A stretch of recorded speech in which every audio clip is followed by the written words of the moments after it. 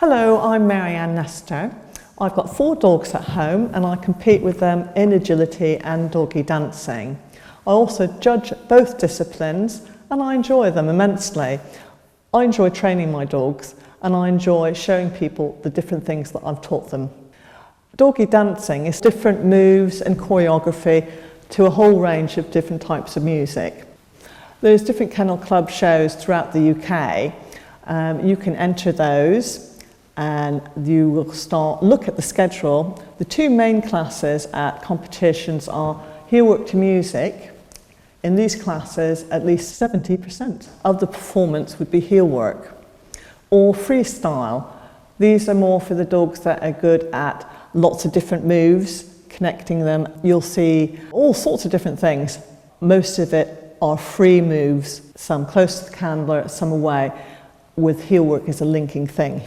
There are also dressage classes, very similar to the equestrian event. The judges will be looking at the dog's movement to the music, so stepping in time to the beat or the rhythm. You have different gaits, trotting, galloping, walking, and we would want that to be in time. In dances with dogs, you want to see a routine where the dance steps that the human handler is doing are recognisable. So something like a Scottish Highland fling, you'd expect lots of arms in the air. If someone was doing a waltz, you might expect the music to be in 1, 2, 3 time, but the steps must be recognisable as a specific dance. Country dancing is often a popular one.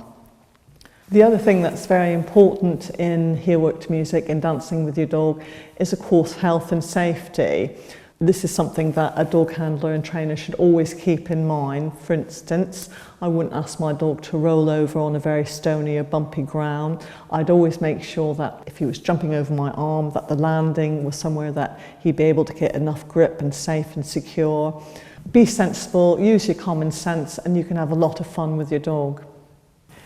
If you decide that you're going to choreograph a routine and you're tempted to test that at a competition, you need to know what the judges are going to be looking at.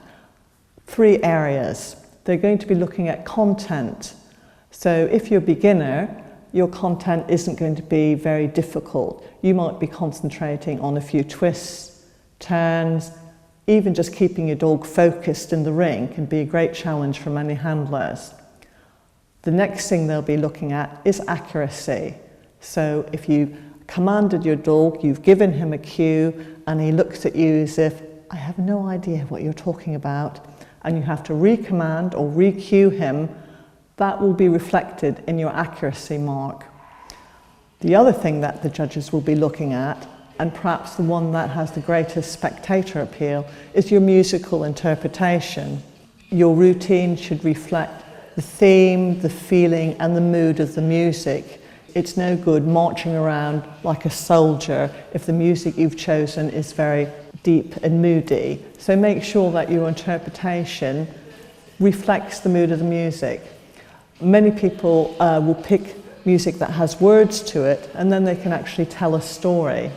And that sometimes helps you get into character and you can actually then give a performance rather than just walking or marking and drilling your dog. Another thing that a lot of people like about heelwork to music is putting on a costume, of course. This helps them get into character for their music. So if you're doing Mary Poppins, you might decide that you have props like a spoon and a bottle. For a spoonful of sugar helps the medicine go down. If you're going to be dancing to Singing in the Rain, you might decide to wear a big hat, a Macintosh, and carry an umbrella. So props and costumes can actually help you bring it all alive. And again, they have to be appropriate. You wouldn't carry a top hat and cane if you were doing something to English folk music. Perhaps for English folk music, you'd have a shepherd's crook and a smock. I've carefully chosen my props so that they're things that are easy to pack. I don't have to put a huge sandcastle or something made out of cardboard in my van when I go to shows. And a lot of the props that I use are everyday objects, so washing up bowls, a food dish for the dogs. I can teach my dogs tricks on those and then later substitute a prop for them, something that's perhaps a little bit more fancy. Not many of us really want to take a washing up bowl into the ring when we perform, but many of us take something that is similar to it. Some people can go to a lot of trouble to dress up, but it's up to you. If you're the sort of person that can't bear the thought perhaps of wearing lycra or showing your legs, you know, to dress smartly is still very acceptable. Dress smart and professionally, and you'll achieve marks that are just as high as someone that has really gone to town on the makeup. One thing you don't want to do is to disrespect your dog. You wouldn't want to put your dog in lots of little clothes and paint his toenails and do his hair up. That's important. You have to think about the dignity of the dog. And also, he's a performer. There is an element of risk that he could catch his nails and claws, or you know, his arms might get caught in a little jacket, and he could hurt himself or even overheat. So these are other things that you have to consider: is the safety of your props, the suitability of your costume, and the appropriateness of all your moves to the routine. When you're thinking about putting a routine together, the first thing I think is to pick your music. You're going to be listening to it over and over again, so make sure it's something that you like and you're not going to get tired of. Also, make sure it suits your dog. If you've got a big dog, it's no point in picking something where the music is very quick and staccato. The other thing that I do is I try to draw a floor plan. So I mark on my piece of paper where I'm going to do different moves and how I'm going to travel from one move to another. Because sometimes people tend to just put the music on, get up and they busk. And it's much better if you've got a plan that you can try to adhere to. And also, one of the things that's very important and that a lot of people forget is that if you're giving a display or you're giving a performance for judges, make sure that everything you do is facing them. They really don't want to see your bottom or your dog's bottom.